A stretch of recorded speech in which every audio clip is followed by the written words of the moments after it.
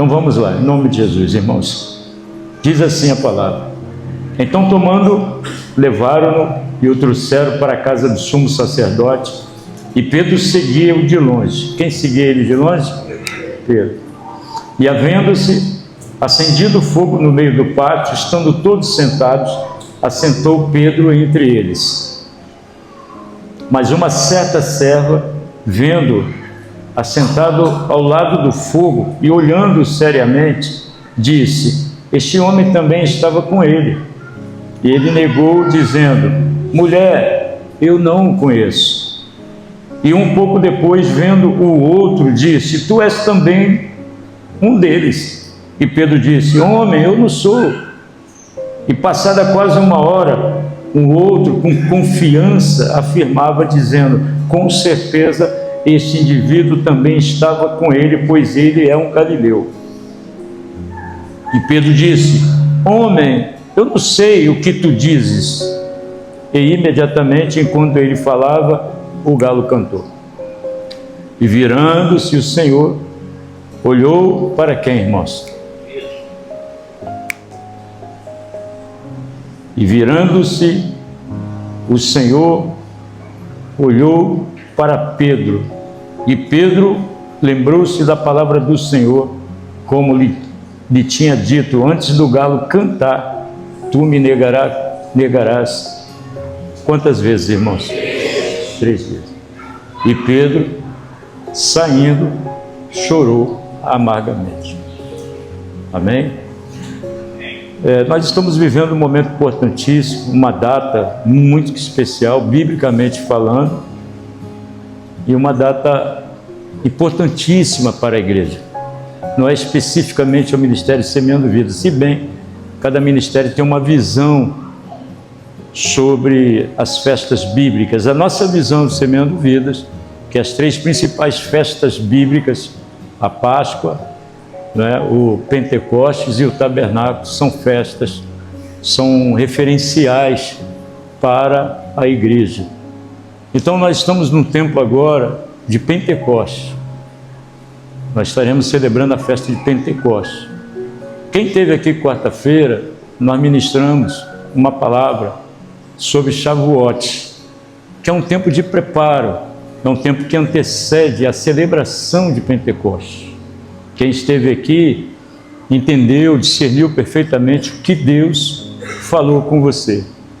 Porque não podemos viver algo, irmãos, que Deus já preparou para nós, sem que nós estejamos devidamente preparados. E o Shavuot é uma festa, é uma celebração, é um tempo específico que nos prepara para o Pentecostes. Então, essa é uma noite que podemos declarar, e eu quero que você comece a pensar sobre algo que a gente diz muitas vezes, o antes e o depois. Tem eventos, tem circunstâncias, tem coisas que acontecem na nossa vida que quando nós olhamos, até como testemunho, nós falamos: antes era assim, depois foi assim, passou a ser assim. E o tema dessa mensagem é da queda ao Pentecostes. Vamos lá comigo? 1, 2, 3. Da queda ao Pentecostes. Vamos melhorar, vou fazer igual o meu apóstolo agora. Vamos lá, 1, 2, 3. Da queda ao Pentecostes. Muito bom. Você pode aplaudir o Senhor por isso? Mas aplauda mesmo, querido. Celebre. É profético. Amém? Glória a Deus. Então, irmãos, essa é a condição dessa proximidade do Pentecostes. É um tempo que nós precisamos repensar nossa caminhada espiritual. Porque um dia, aqueles que um dia tomaram a decisão de... Eu não gosto muito dessa palavra de receber, porque nós não o recebemos. Ele decidiu nos acolher e receber. Aqueles que tomaram uma decisão um dia de fazer do Senhor Jesus o teu Rei, Senhor e Salvador da tua vida. Só que aí é apenas o início de uma caminhada. A partir de então. E assim, irmãos, durante essa caminhada espiritual, nós somos atravessados por muitas coisas. Coisas ruins, coisas que nos traumatizam, coisas que vêm com ímpeto, provocando até mesmo em algum momento uma nossa ruptura, nosso relacionamento com Deus, nos fazendo pensar em desistir. Infelizmente, alguns desistem, abandonam essa carreira. Mas Deus, o Espírito de Deus está sempre nos trazendo a um caminho de volta. O Espírito Santo de Deus está sempre nos trazendo a um sentimento, a um pensamento de refazermos o nosso caminho. Então, por isso que eu coloquei aqui que é um tempo de nós repensarmos nossa caminhada espiritual. Com qual propósito? Para podermos desfrutar de tudo aquilo que Deus já preparou para nós. Uma das coisas que eu tenho falado com muita veemência aqui é que o que está bom para você está ruim para Deus. Porque se você olhar a tua vida hoje, na totalidade, você vai ser aquela pessoa que vai dizer, não, está ótimo. Você vai até trazer um testemunho e dizer, não, Deus fez muitas coisas. Você vai até dizer, Ebenezer, até aqui o Senhor nos ajudou. Mas, irmãos, isso é apenas uma parte de uma totalidade do que Deus quer fazer na tua vida. Então, eu digo que o que muitas vezes para nós está bom, para Deus está ruim. Porque Ele, como Pai, Ele quer projetar algo muito maior. Está na Bíblia, tá, irmãos? Efésios 3:20, Ele é poderoso, infinitamente, para nos dar, olha que interessante, além daquilo que podemos imaginar. Então você pede Deus algo que na tua realidade você até vê como um escape, um livramento, mas Deus, Ele fala, meu filho está pensando e pedindo pouco, minha filha está pensando e pedindo pouco. Eu tenho infinitamente mais, muito mais para liberar sobre a vida dela. Então, esse é um tempo que nós precisamos repensar essa nossa trajetória espiritual, irmãos. Que como igreja, como crentes, nós temos uma carreira. O apóstolo Paulo vai dizer que é uma carreira, né? É uma carreira. Ele vai trazer até o conceito da maratona. Cadê o Naldo? O apóstolo Paulo vai falar, né? Nós estamos numa maratona. Só que essa maratona é a maratona da vida. Essa é a maratona espiritual. Ele vai falar, eu prossigo, né? Paulo tinha em mente aqueles obstáculos que o atleta da maratona, ele tem que vir correndo e sobressaltando para poder chegar lá no pódio. Então essa é a nossa realidade, irmãos. Mas chega um momento que de fato nós temos que repensar essa trajetória. É como muitas vezes você para e pensa, eu tenho que repensar a minha vida. Mas eu estou falando agora de algo muito mais sublime, que é a nossa carreira espiritual. E aí nós vamos para Pentecostes, final de semana que vem, em nome de Jesus. Você pode dar glórias por isso, irmão? Quem vai estar aqui no Pentecostes? Dê um glória a Deus aí, irmão. A celebração de uma grande colheita, tá? Você tem que começar nesse repensar hoje, que você está caminhando, o Espírito de Deus está preparando você para algo extraordinário, para uma colheita extraordinária que você nunca viveu na sua vida. Não é apenas, eu falei quarta-feira, não é apenas uma festa, não é somente uma celebração, algo muito mais sublime além disso, sabe? É algo espiritual, é algo que Deus quer abrir portais espirituais sobre a vida da igreja, sobre a tua vida.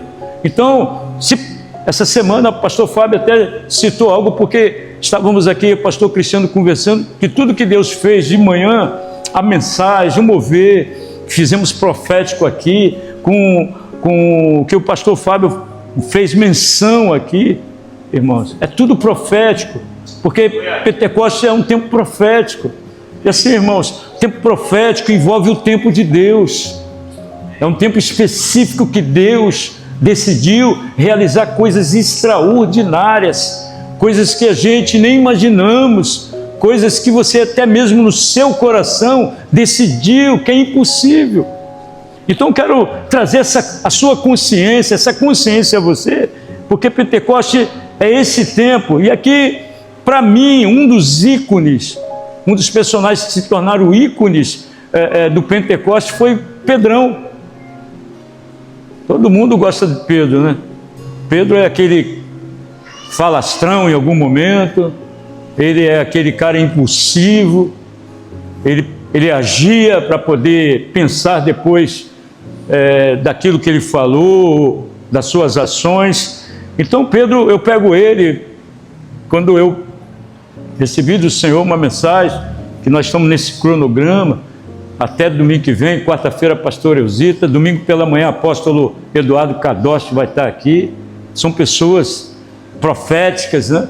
Então a gente traz essa galera que nós confiamos, de emprestar o púlpito para eles estarem aqui. Para quê? Para que você celebre, para que você tome consciência, porque você só vai celebrar se você tiver consciência.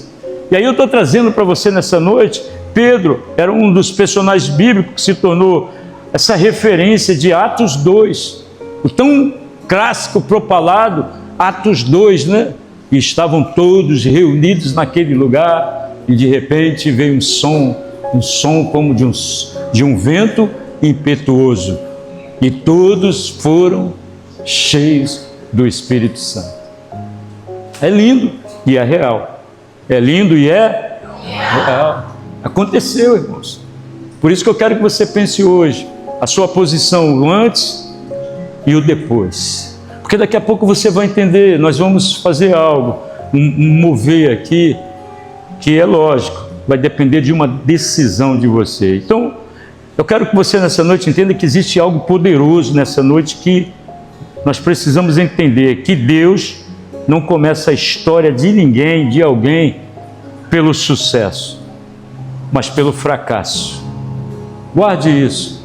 Tá? Peço até perdão, Thalita, que eu não consegui passar o esboço da mensagem, nem minha diaconisa cá, tá? Mas é assim que Deus começa. Porque no cronograma humano, irmãos, no pensar humano, ou talvez até no teu pensamento individualmente falando, você acha que Deus começa a escrever a nossa história a partir do sucesso, a partir do milagre que você está esperando, a partir da mudança de vida que você está esperando que Deus promova na tua vida, sabe? Isso no script humano funciona na perspectiva humana. Mas quando nós olhamos para Pedro, o apóstolo Pedro, nós percebemos que Jesus começou algo poderoso na vida dele através do fracasso. Entendeu? E aqui eu lembrei de um camarada chamado Soichiro Honda. Não vou nem perguntar quem ouviu falar. Soichiro Honda, quem foi ele? Foi o criador da Honda. Sua empresa começou produzindo bicicletas motorizadas e depois se tornou um dos maiores fabricantes de motos e carros do mundo. Hoje quem tem um carro Honda sabe exatamente o que eu estou falando. Se não for o melhor, está entre os melhores motores do mundo. Mas a história de Soichiro, gente, ela não começou pelo sucesso. Começou pelo fracasso. Depois você pega e pesquisa, você usa as redes sociais e tem que aprender a usar as redes sociais para coisas que vai edificar você, que vai fazer você crescer, que vai fazer você tirar você dessa posição que você se encontra hoje para algo muito maior. Então você pegar, ele é um cara que fracassou muito nas tentativas dele. Ele começou com bicicleta, irmãos, e aí foi para moto, carro, então se tornou essa lenda da produtividade automobilística mundial. Entendeu? Por que eu coloquei ele aqui, o Espírito Santo me trouxe? Porque ele tem uma frase que me chamou a atenção. Ele refletia a visão dele sobre persistência. Guarde isso, que Deus já está falando com você. Posso ouvir um amém? Persistência, testes e inovação. Da seguinte forma, olha o que ele diz: o sucesso é 99% de fracasso. É paradoxal isso, né? Vai na contramão do que nós pensamos. Nós achamos que o sucesso só vai acontecer quando tudo estiver dando certo. Ele pega a experiência dele, aonde ele chegou no nível, o cara já morreu e está aí, a Honda vai ficar uma marca para sempre. Entendeu? Ele disse: o sucesso é 99% de fracasso. Pense nisso, reflita nisso. Porque se de fato você quer mudar a tua vida, talvez o que está dando errado hoje, de uma forma sucessiva, é o que Deus vai fazer dar certo amanhã. Posso ouvir um amém? Hoje você está batendo cabeça, mas o Espírito de Deus vai dar um direcionamento a você, vai dar um redirecionamento a você, principalmente depois dessa mensagem. Posso ouvir um amém aí, irmãos? Você vai ser redirecionado mesmo diante de supostos fracassos, e você vai ser levado ao sucesso, porque é assim que a história de Pedro começa. Deus, ele não começou a história dele pelo sucesso, mas pelo fracasso, onde nós vemos que onde possivelmente tudo termina, é onde Deus começa uma grande história. Então, de repente, tua vida está assim, você terminou, acabou, não tem jeito, já tentei de tudo. Irmão, minha irmã, não desista não. Sabe, o escritor de Hebreus vai falar uma coisa interessante, lá no capítulo 10, versículo 38, 39 e diante, ele vai falar assim, espere um pouquinho, ele tem até uma palavra carinhosa, um pouquinho mais, que Deus no tempo certo, ele vai fazer. Então seja persistente, sabe, está tudo de cabeça para baixo, irmão, continue firme, continue acreditando, tendo fé, que a sua fé se torne uma fé agressiva, porque é aí que até mesmo você em algum momento você falou, não tem mais jeito, não vai acontecer. É aí que Deus quer começar a escrever uma grande história a teu respeito. Então, irmão, essa essência do Pentecoste, ela trata-se na verdade de uma restauração. Porque Deus, ele quer fazer algo na tua vida, na nossa vida, mas ele não começa de qualquer maneira, irmão. Ele começa por um processo chamado de restauração. Quem conhece a história de Pedro aqui sabe o quanto Pedro teve que passar pelo processo de restauração. Só que Pedro, irmãos, ele não era uma pessoa comum. Pedro teve o privilégio, que eu e você não tivemos, de caminhar com Jesus durante 3 anos. Quantos anos? 3 anos, cara. Ele teve com Jesus.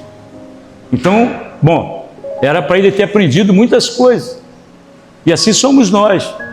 Eu abro um parênteses, há quanto tempo você está caminhando com Jesus? O que você aprendeu?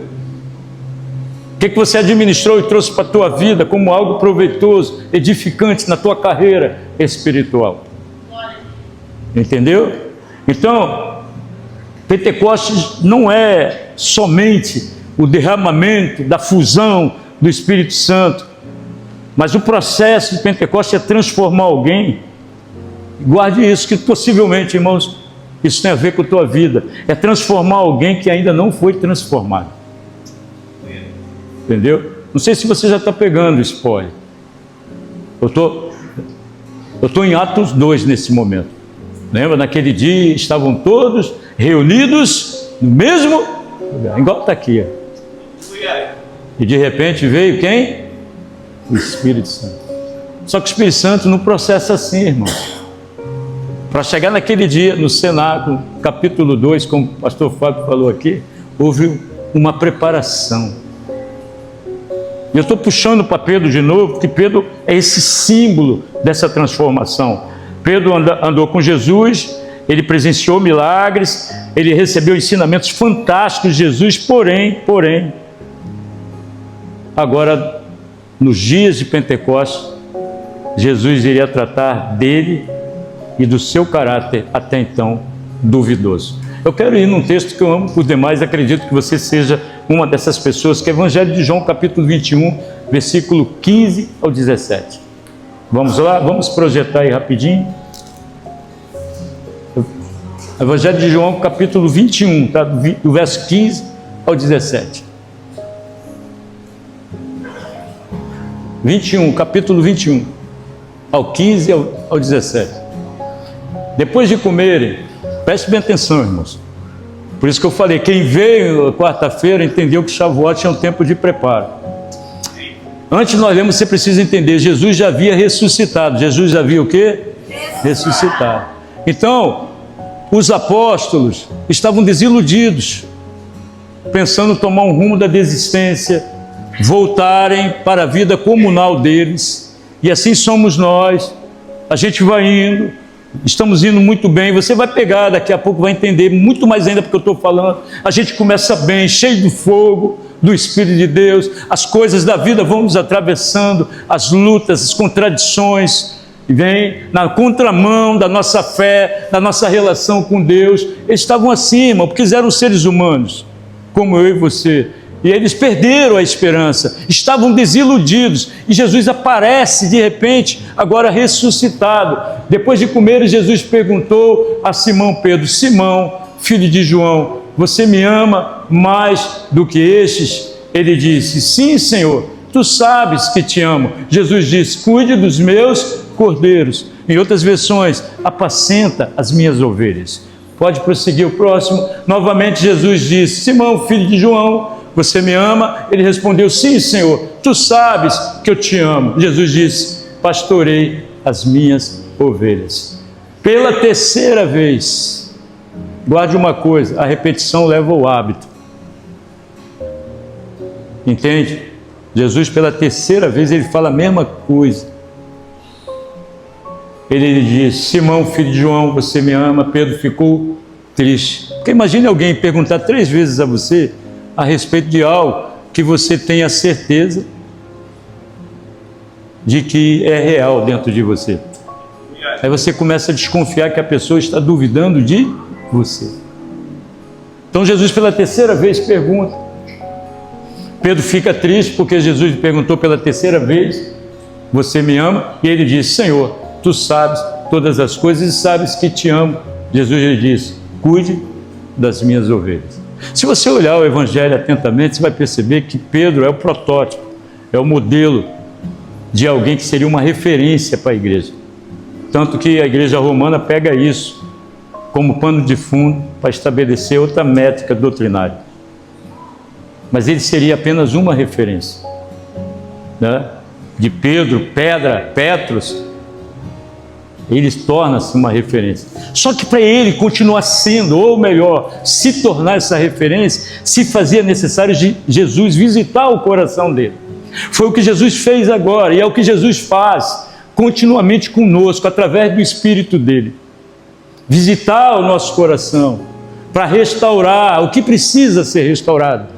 E até aqui eu tenho falado de coisas, experiências que você, como eu, como todos que estão aqui, já fomos atravessados pela vida. Quantas coisas você vivenciou até chegar aqui, irmãos, não é? Pastor Fábio até fez menção com o evangelista Marcos, né? Já está na terceira idade, quantas coisas ele viveu. Cadê ele? Está lá atrás?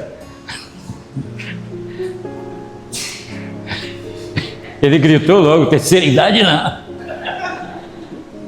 Você não sabe que terceira idade é a melhor coisa do mundo, mas Deus abençoe, meu irmão. Então, quanta experiência o evangelista Marcos teve? Quanta experiência o evangelista Michel teve?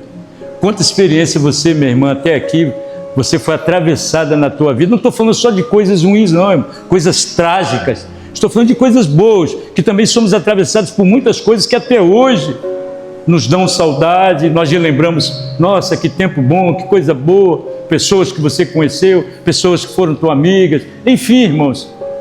Mas de alguma maneira nos afetou, porque tem coisas boas também que nos afetam e nos paralisam.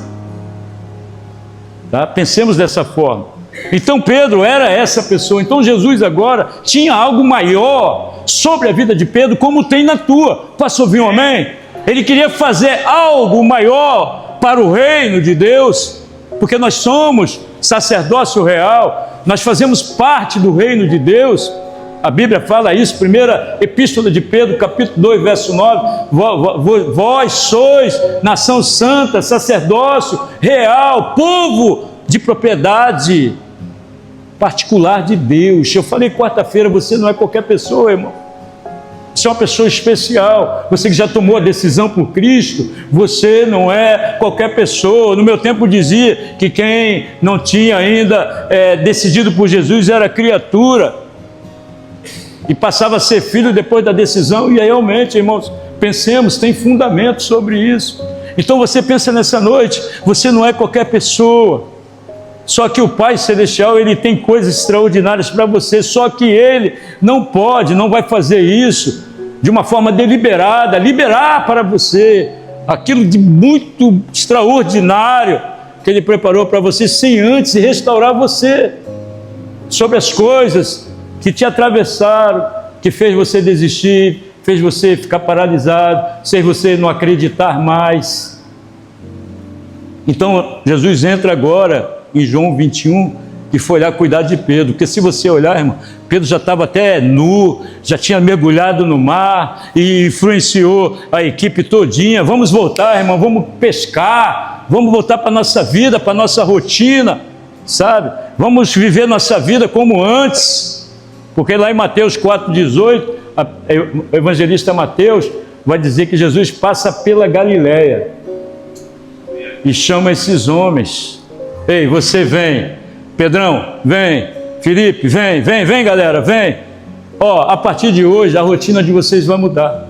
Vocês não serão mais pescadores de peixe, mas pescadores de homens.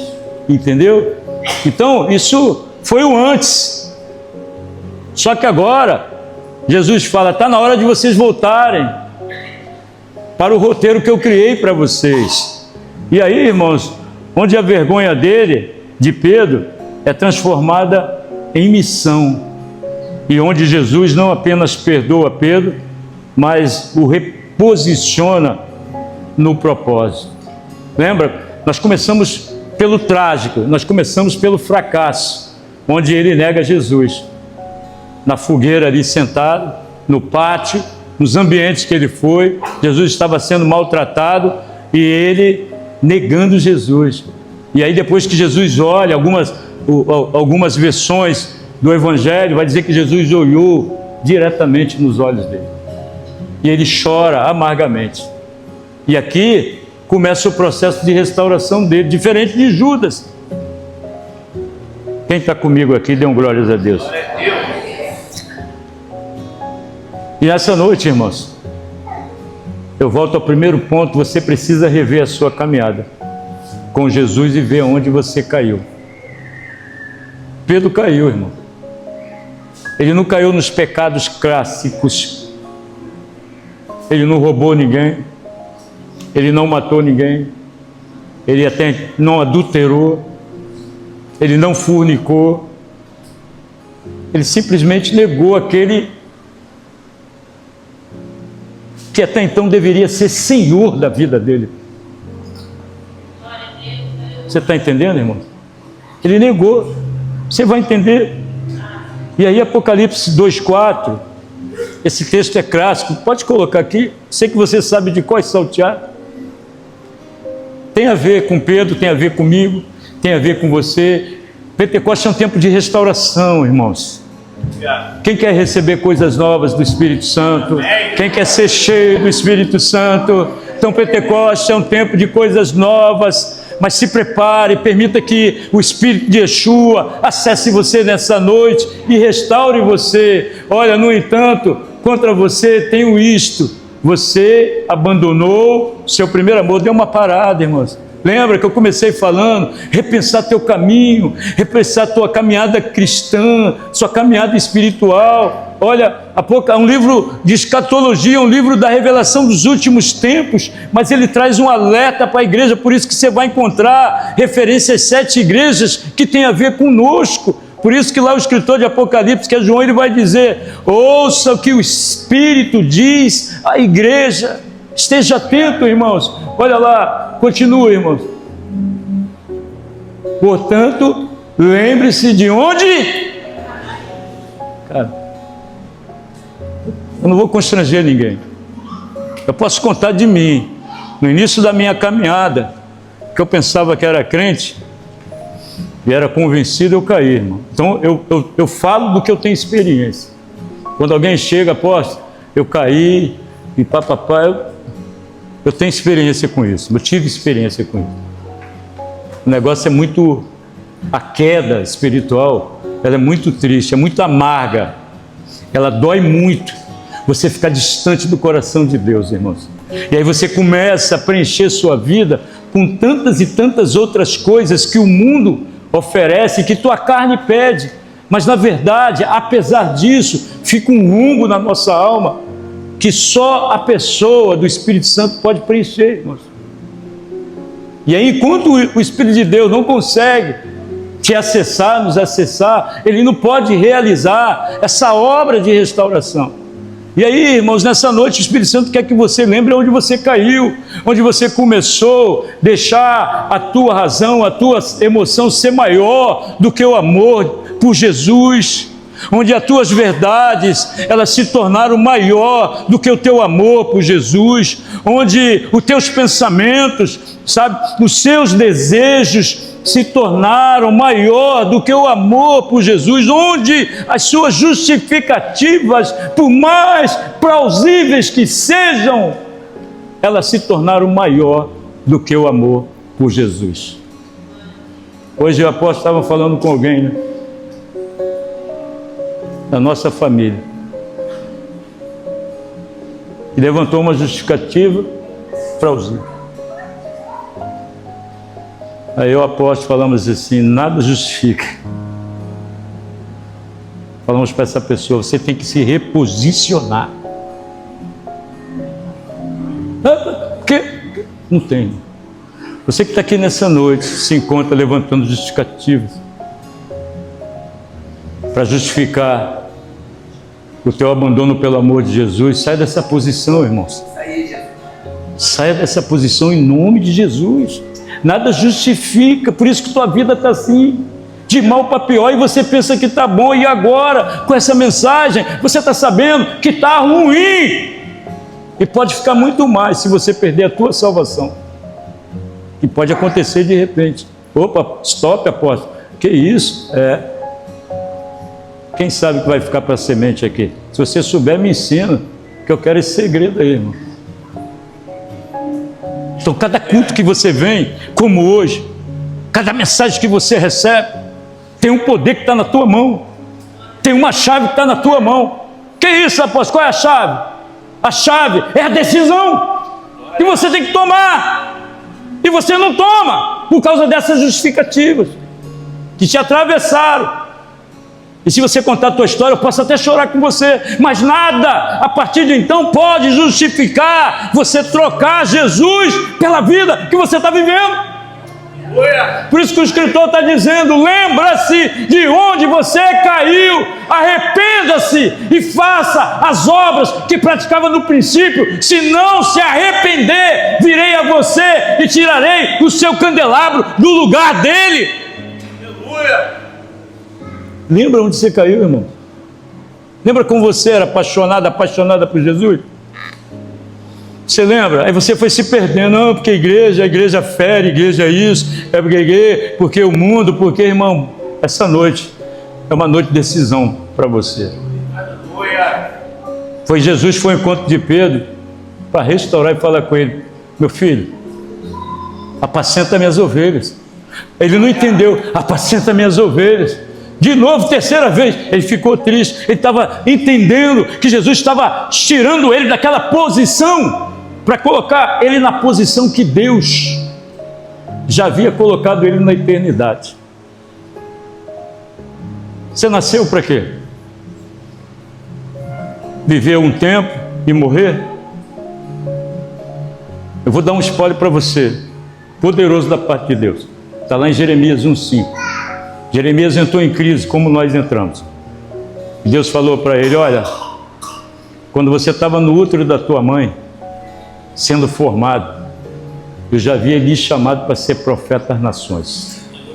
Então, se você nunca entendeu por que você está aqui, e porque Deus ainda está permanecendo você vivo, viva, é porque o propósito de Deus ainda não se cumpriu na tua vida. Só tem uma pessoa que pode abortar o processo de Deus na tua vida, é você mesmo. Então, em nome de Jesus, pare de arrumar desculpa e nessa noite se permita ser acessada pelo Espírito Santo, e volte à posição de Deus na tua vida. Está aqui atrás de mim. Lembre-se, em Lucas 15 não precisa abrir, você já conhece a história do filho que foi O problema não é só o filho que foi, que talvez você se enquadre nesse filho que foi e não voltou ainda, porque o filho da parábola chegou a um ponto, diante do que ele pensava que estava bom e estava bravo, ele se conscientizou e ele falou: preciso voltar para a casa do meu pai. Mas tem outro problema, o irmão que ficou. Talvez você nunca se desviou como eu, talvez você nunca foi para o mundo provar, talvez você seja essa pessoa que nasceu no berço evangélico, mas você no teu coração está igual aquele filho que ficou, desistido, desanimado, na apostasia, funcionando somente no automático, perdeu o amor por Jesus, porque aquele filho que ficou, ele não tinha nem compaixão pelo irmão, pela restauração do irmão. Então pare e pense nessa noite, irmãos, em quais dessas vertentes você se encontra nessa noite. Naquela noite não foi só uma negação, não foi só isso, foi também uma crise de identidade e um colapso espiritual. A pior crise que um cristão, um crente pode viver é a crise de identidade.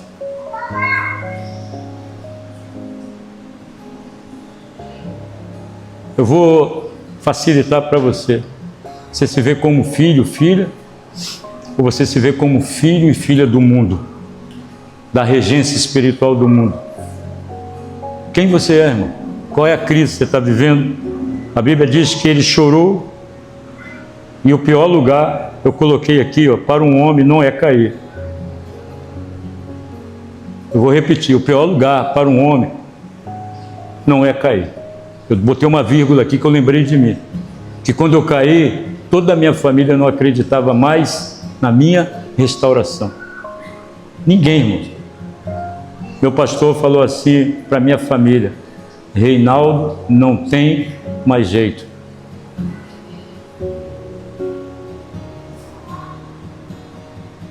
O pior lugar para um homem não é cair, mas é perceber que se tornou alguém que ele nunca imaginou. Nosso coração nos trai, irmãos. Nosso coração nos corrompe. Às vezes você pensa que está firme e não está. Às vezes você pensa que você está numa posição espiritual, seja ela almática, e você não está. Eu vou para a Bíblia, aqui, esses dois textos, Lucas 22, versos 33 e 34. Vamos lá. Você precisa se respaldar na Bíblia, o que Deus está falando com você. Lucas capítulo 22, versos 33 e 34. Olha lá, ele porém respondeu. Olha, preste bem atenção, irmãos. Quem vai responder para Jesus agora é Pedro. Jesus estava falando: eu vou ser preso, vou ser maltratado, vou ser crucificado. Olha o que ele vai dizer para Jesus: Senhor, estou pronto para ir contigo, tanto para a prisão como para a morte. Quantas vezes você falou isso? Que não vai abandonar Jesus nunca. Aconteça o que acontecer. Se o marido for embora, se a esposa for embora, se acontecer algo trágico para você, se alguma coisa sair fora do teu script, do teu controle. Aí ele falou: Pedro, cara, não, se o senhor for, eu vou com o senhor, vou morrer, vamos junto, estamos juntos. Aquele ato profético de manhã, acho que quem fez, participou, deve estar entendendo a importância de permanecer juntos. Continue. Jesus respondeu: eu lhe digo, Pedro, que ainda hoje, antes que o galo cante, 3 vezes você negará que me... Jesus tem o poder de ver nosso coração, irmão. Por isso que você tem que orar, tem que buscar, sabe? E buscar a convicção no teu coração, que é um traidor, ele nos trai, irmão. Quantas decisões que você tomou e você revogou ela. Quantas coisas que você falou e você voltou atrás. Então tem que vigiar, irmãos.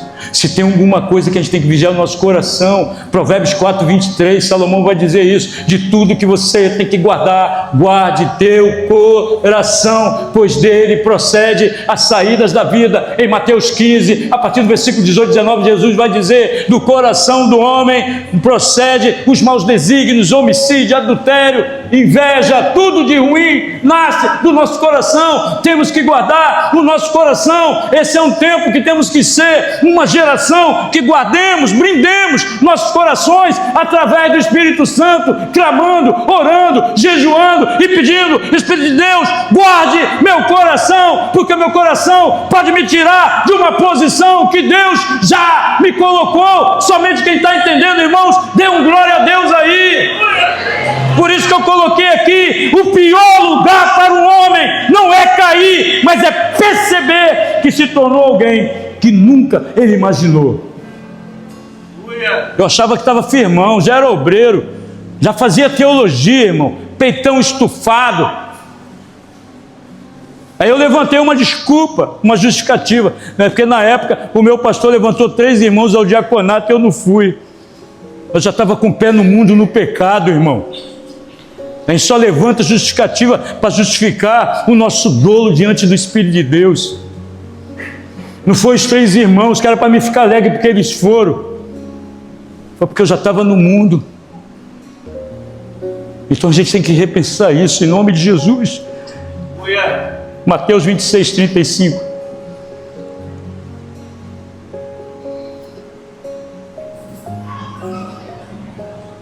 Pedro, porém, declarou: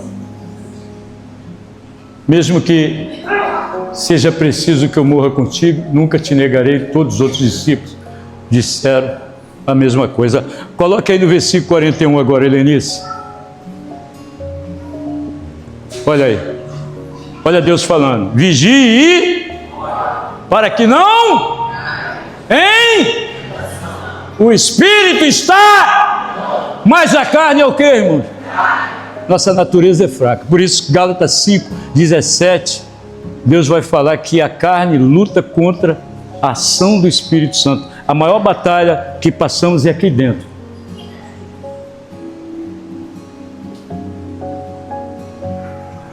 Por isso que Paulo, em 1 Coríntios 10:12, diz: aquele que está de pé, cuide.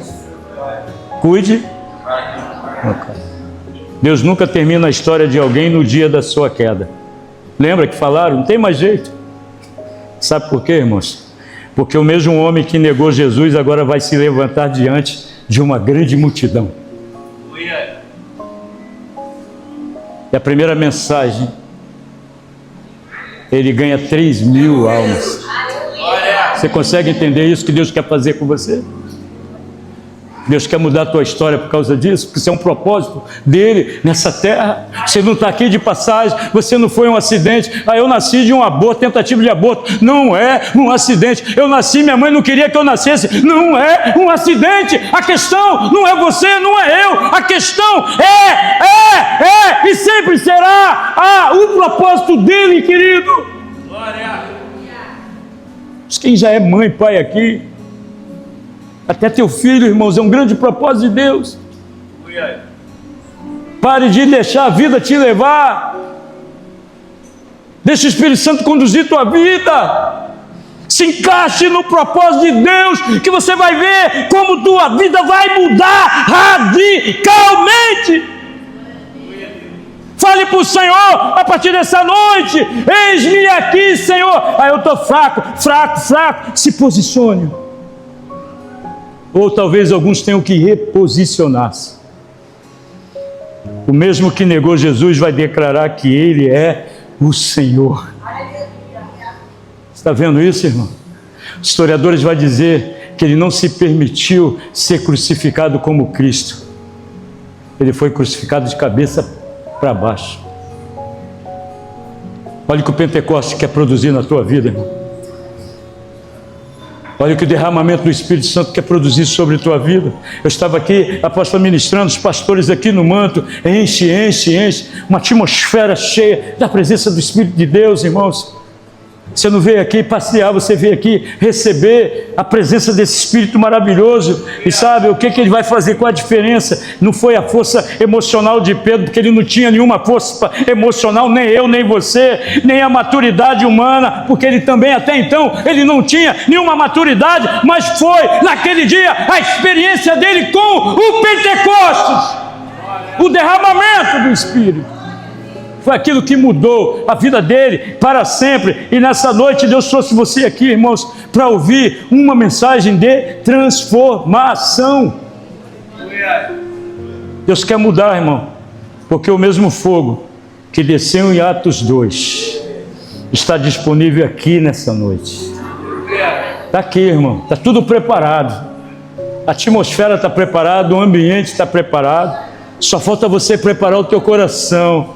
Porque Jesus foi lá, trocou o ego de Pedro, foi lá, tratou dele. E aqui tem um texto, irmãos, que não está aqui, que eu não coloquei, mas é um texto que eu amo. A gente vai fazer isso como um ato profético nesse texto. Então, antes, eu quero que você entenda, Pentecostes não é o começo da obra de Deus em alguém, mas a confirmação de um processo que já começou dentro dele, já tem algo dentro de você, querido. Apesar das tuas desculpas justificativas, tem algo poderoso dentro de você, tem uma semente poderosa dentro de você, que é o Espírito Santo. Como naquele dia, eu estava, irmãos, entrando num ambiente de um bar para tomar mais uma cerveja, e o Espírito de Deus falou: esse não é o teu lugar, volta para onde eu te chamei. Naquela hora eu larguei aquela cerveja ali, querido, e voltei para os caminhos do Senhor, onde ninguém mais acreditava em mim. Então, Pentecostes, irmãos, se quisermos entender Pentecostes, precisamos entender o Jesus que fez em Pedro o que Jesus fez em Pedro antes do fogo descer. A gente quer fogo, mas não quer passar pelo processo, porque o problema não é começar bem, irmãos, guarde isso, é permanecer quando tudo vai mal.